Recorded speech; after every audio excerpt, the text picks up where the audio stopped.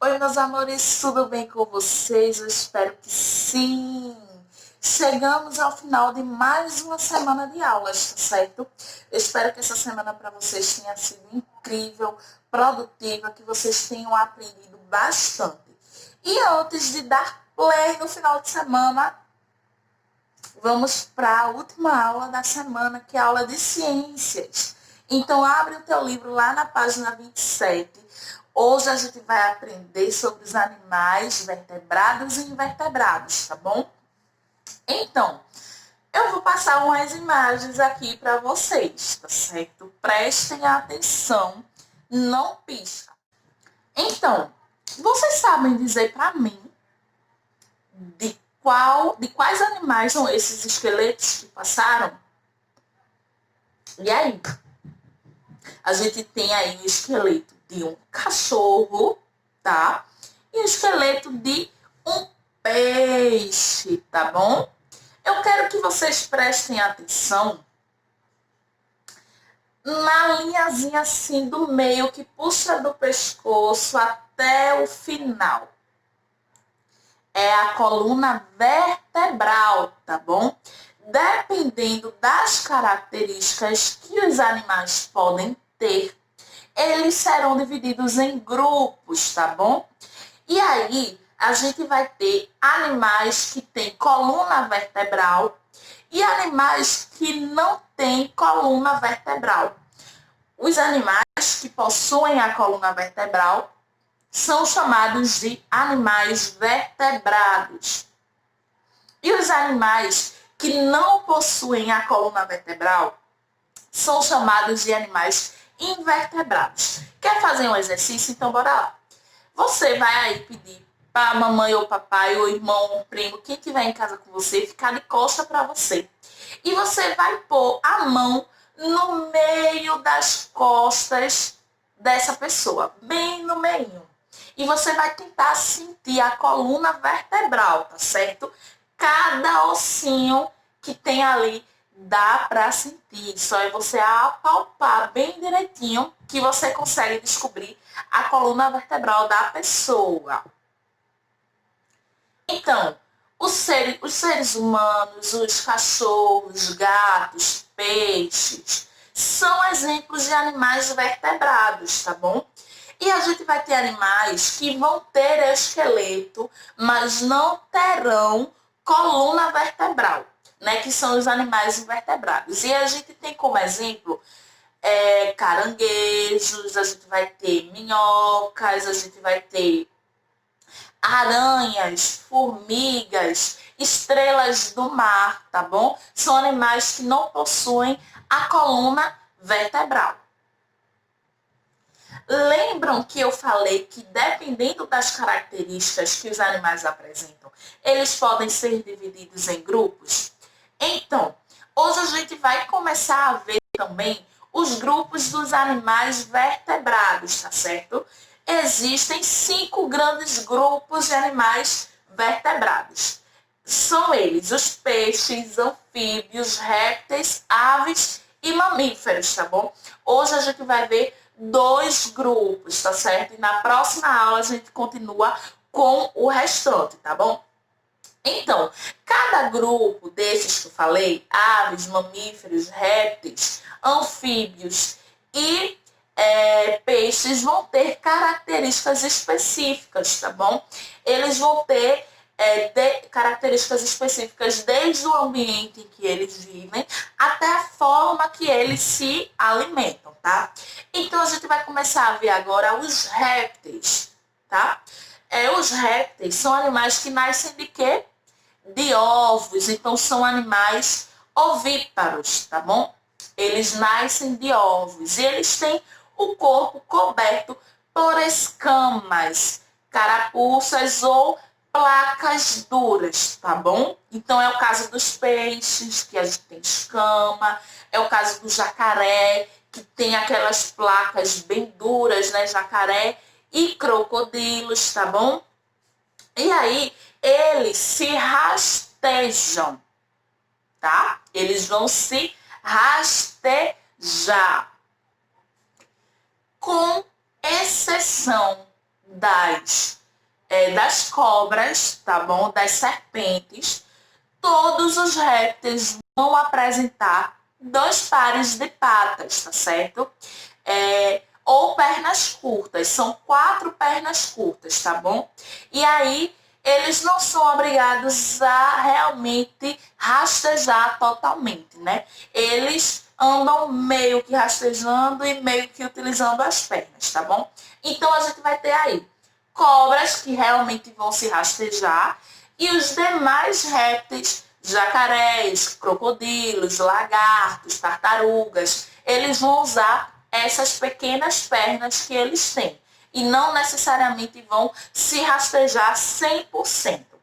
A gente tem exemplos de répteis, como eu já falei vários, mas vamos recapitular os exemplos. Então, jacarés, crocodilos, cobras, serpentes, lagartos, tartarugas e lagartixas, tá? Que é um réptil que tem dentro de casa, tá? E não precisa ter medo da lagartixa, tá bom? Ela é um regulador de pragas, então ela come moscas, come baratas, come borboletinhas pequenininhas, mosquitos, tá certo? E é um réptil do bem, tá? E a gente vai ter também alguns répteis, como eu falei, que tem escamas, como as cobras, tá bom? Répteis que têm placas duras no corpo, como o crocodilo e o jacaré. E alguns répteis que vão ter carapuças, que são o caso das tartarugas. Aquela casinha dela onde ela se esconde quando tá com medo é uma carapuça, tá bom? Os répteis, eles respiram pelos pulmões, tá? E eles são bem adaptados ao ambiente terrestre. Mas isso não quer dizer que eles também não possam viver na água, tá? A gente tem aí répteis que vivem na água também, passam a parte do dia na água, como tartarugas, os crocodilos, os jacarés. E por isso eles precisam subir um pouquinho na superfície para respirar. Vamos agora para o grupo das aves. Então, as aves têm penas por todo o corpo, tá certo? E elas também nascem de ovos, então elas são animais ovíparos, tá certo? A maioria das aves consegue voar. Você sabia que nem todas as aves voam? A gente tem exemplos de aves aí, ó. Galinha. A galinha é uma ave, mas não voa. Pato. Com exceção do pato selvagem, o pato que a gente conhece normalmente, ele também não voa. Eles voam assim baixo, né? Às vezes a galinha dá umas voadas, mas elas não alcançam altas altitudes, né? Não alcançam muitos metros acima, lá no alto, como os passarinhos. A gente tem também a ema, o avestruz. Eu vou deixar a foto aqui. Essa é a ema. E esse é o avestruz. São aves que não voam, tá certo? São aves muito grandes, mas que não voam porque elas são pesadas. As asas delas servem para dar velocidade nas corridas. Você sabia que existem corridas de avestruz e de ema? Pois é um esporte apreciado em alguns lugares, tá? Então, o voo para as aves, eles auxiliam na questão de procurar alimento. Então, lá de cima, elas acham o alimento assim muito mais fácil. E também na questão de procurar abrigo, tá? Porque a maioria das aves vai se abrigar onde? Em lugares altos. É também uma estratégia contra predadores, tá? Então, como é que é a casa das aves? Onde é que elas se abrigam? Em ninhos, tá certo? Elas se abrigam em ninhos e também precisam dos ninhos para quê? Para chocar os ovinhos que elas põem, para depois esses ovinhos eclodirem e saírem os filhotinhos, tá certo? E aí esses filhotinhos também terem um lugar para ficarem seguros, tá bom? Então, como é que acontece? as aves elas vão pôr os ovinhos e vão chocar esses ovinhos até eles eclodirem e os filhotes nascerem, tá certo? Elas vão se sentar em cima desses ovinhos e vão ficar lá pacientemente esperando esses ovinhos chocarem, tá bom? Depois que as avezinhas filhotes nascem, a mamãe pássaro, a mamãe ave, alimenta os seus filhotes, tá bom? Todas as aves respiram pelo pulmão, tá bom? E a alimentação delas é bastante variada, tá? Tanto faz elas se alimentarem de pequenos invertebrados e comerem também frutas. Como é que é o nome mesmo do animal que come carne e come frutas e verduras? Hein? Quem lembra? Quem lembra? Isso mesmo. Um é um animal onívoro. Então, muitas aves são onívoras, tá bom?